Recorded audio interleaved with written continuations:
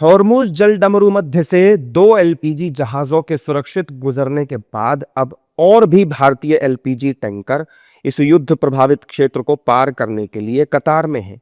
Iran ने भारतीय झंडे वाले जहाजों को हॉर्मुज स्ट्रेट से सुरक्षित गुजरने की अनुमति दे दी है। फारस की खाड़ी क्षेत्र में इस समय कुल 28 भारतीय झंडे वाले जहाज संचालित हो रहे हैं और उनकी सुरक्षा के लिए सभी जहाजों और भारतीय नाविकों पर लगातार नजर रखी जा रही है। वहीं ईरान द्वारा सुरक्षित मार्ग मिलने पर एनडीए नेताओं ने इसे पीएम मोदी की सफल विदेश नीति बताया है। एनडीए नेताओं का कहना है कि जब तक देश की कमान पीएम मोदी के हाथों में है, दुनिया का कोई भी देश भारत की तरफ आंख उठाकर नहीं देख सकता। माननीय प्रधानमंत्री नरेंद्र मोदी जी की बहुत बड़ी सफलता है। देश आभारी है उनका। देखिए, आज पूरा विश्व तेल संकट से और इस युद्ध के वजह से हर तरह से सफ़र कर रहा है। संकट का दौर है।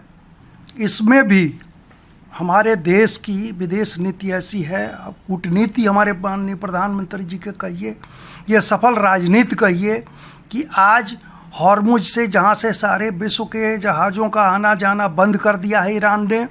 हमारे जहाज़ 2 जहाज आ गए और भी एलपीजी से लदे जहाज आने वाले हैं। अपने यशस्वी प्रधानमंत्री जी का और विदेश मंत्री जी का दिल से आभार व्यक्त करना चाहता हूं, जिनके कुशल नेतृत्व में देश और दुनिया में तेल और गैस का अभाव हो रहा है।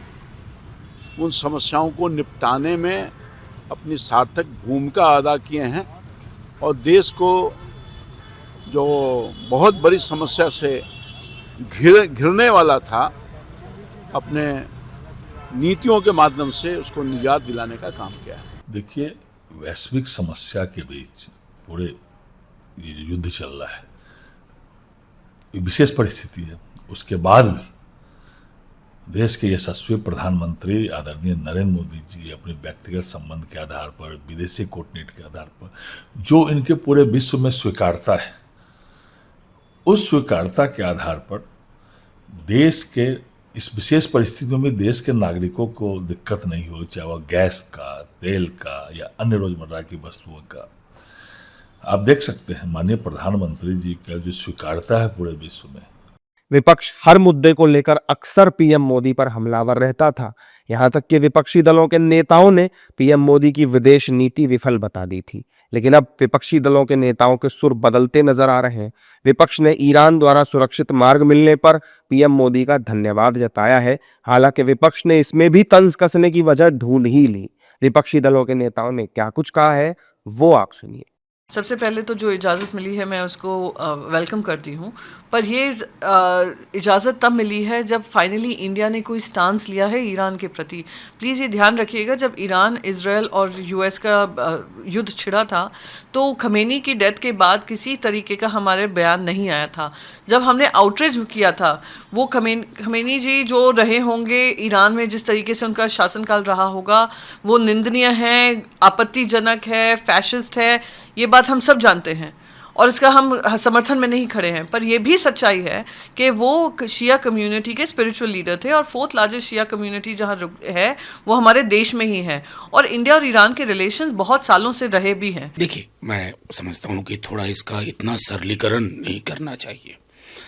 जब हमने सदन के पश्चात, सदन में तो कोई सवाल लिया नहीं एमईए साहब ने, लेकिन उसके पश्चात कई लोगों ने लिखा, मैंने स्वयं भी लिखा अखबार में और कई जगह, कि एक भारत की सिविलाइजेशनल लेगेसी है, यानी कि एक नैतिक विरासत है जो हमारी डिप्लोमेसी को डेजर्ट नहीं करनी चाहिए। मुझे खुशी है कि बीते 2 दिनों में जयशंकर जी ने बताया कि 5 बार उन्होंने अपने काउंटर पार्ट से बात की। माननीय प्रधानमंत्री जी ने भी ईरान के राष्ट्रपति जी से बात की। भ्रम की बात करते हो तो ये भी भ्रम ही है, मुझे लगता है, जब तक यहाँ कंटेनर आते नहीं। अगर ईरान ने छोड़ा है हमारे कंटेनर्स को तो मोदी जी ने ईरान को धन्यवाद देना चाहिए। हम इजराइल के साथ खड़े हैं, उसके बावजूद अगर ईरान ये मानवता दिखा रही है, हिंदुस्तान के बारे में रिश्ते निभा रही है, तो प्रधानमंत्री ने ईरान को धन्यवाद देना चाहिए। कहाँ दिए, कहाँ है वो ऑर्डर? ये नेसेसरी का जो लोगों के बीच में फैलाया जा रहा है, कहाँ है वो ऑर्डर? प्रधानमंत्री जी ने जो गलतियां की हैं उसका खामियाजा देश भुगत रहा है। ईरान तो सब कुछ दे देता हमें, ईरान तो हमारा दोस्त था पूरा, हमें ईरान ने उधार तेल नहीं दिया था क्या? ईरान तो सब कुछ देता।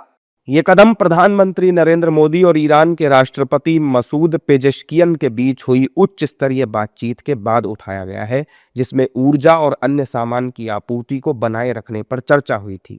इससे पहले भारत में ईरान के राजदूत मोहम्मद फतहाली ने शुक्रवार को संकेत दिया था कि मध्य पूर्व में बढ़ते तनाव के बावजूद भारतीय जहाजों को जल्द ही हॉर्मुज स्ट्रेट से सुरक्षित मार्ग मिल सकता है, क्योंकि इस महत्वपूर्ण समुद्री मार्ग से आवागमन फिलहाल काफी प्रभावित हो गया है।